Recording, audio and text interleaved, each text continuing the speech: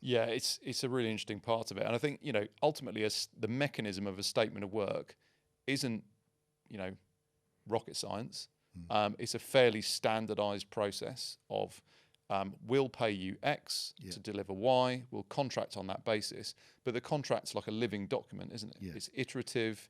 It moves as the project moves, and as a software platform, we are doing things. It's different enough from contingent labour to need to be done in a dedicated platform in a different way, because you need to track that as part of it, and it's just a completely different mechanism of getting work done.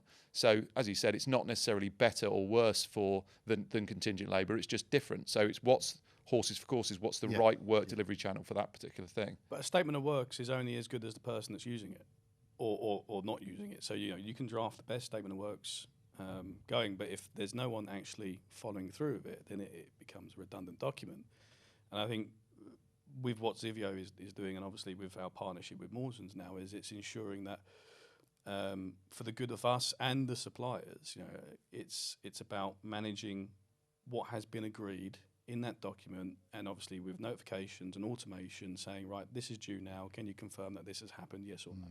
As simple as that, because otherwise you've just got documents that float around in the ether that no one really goes to unless there's a problem.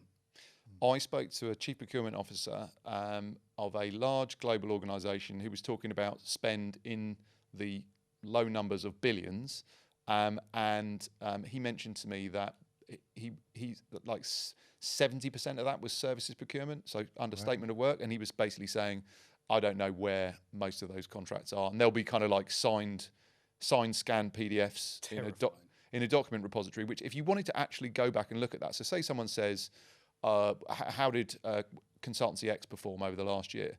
No one knows. You'd have to actually go back and find the statement of work, if you can find it, for each project, and it might have deliverables in it, but they've probably changed. Probably no one was measuring against them. Nothing's been actually documented. And for a lot of organisations, it amazes me that they literally have no information below PO level. They just have no visibility at all below PO level. People are getting paid, work's being done, but is it good work? Are they getting value for money?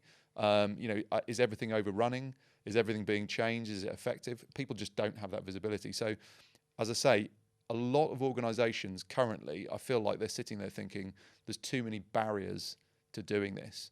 But when you look at that from a talent perspective, in terms of how those barriers were broken down, there was a definite process to it. There was a definite kind of step-by-step process. But the first step to that was saying, surely there's a better way of doing it than what we have now. What advice would you give, Alan, to other organisations that are looking to try and kind of like make the first steps or try and address this as a problem? Well, I think if we use your guy as a reference, so he's aware that there is a lot of uncontrolled spend, but he also, from what you've just said, is aware that there are some vague document controls involved in this. So, you should be looking at who is articulating that, what documents have you got, and how are they sort of administered after that, and then from there, you then start to map it out what should happen. So the development of a statement of works. Okay, what are the pass rates? What are the gateways to say that that's acceptable?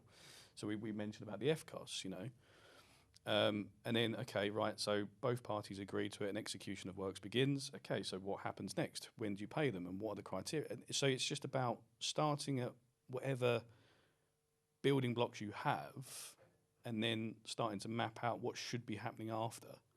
I mean, we were talking about the FCOS, and the one thing I love about the FCOS is it's not just a tool that controls the traffic. So, okay, contingent labour or statement of works. You can actually use it, and we do use it for, further development and education. I mean, at the very beginning, we had an FCOS that failed the assessment, so that by rights it should be contingent labour. And I think it was Sophie or Holly that brought it to me and said, we've had this failed FCOS here, but the project manager's pretty sure that it should be a fully contracted out service. And long story short, it was a scaffold company. And talent's got no right to be managing, supervising or directing a scaffold company.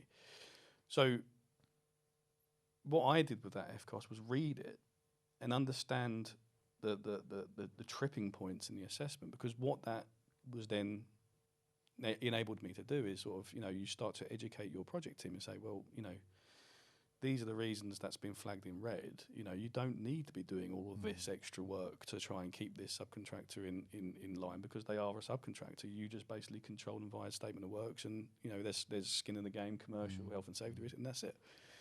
So yeah, to answer your question, you first have to see what the blocks are that you've got already, and then start to put them into a sequence of a process that starts to benefit your company. And then you can change the behaviour. If it's a critical supplier and they will only work with you on a purchase ledger basis, and they won't go down the contingent labour route, then you have to educate the supplier. So, well, you're going to have to change your behaviours. You're going to have to put some skin in the game. You're going to have to get paid on an outcome, not on a timesheet. And they'll go, all right.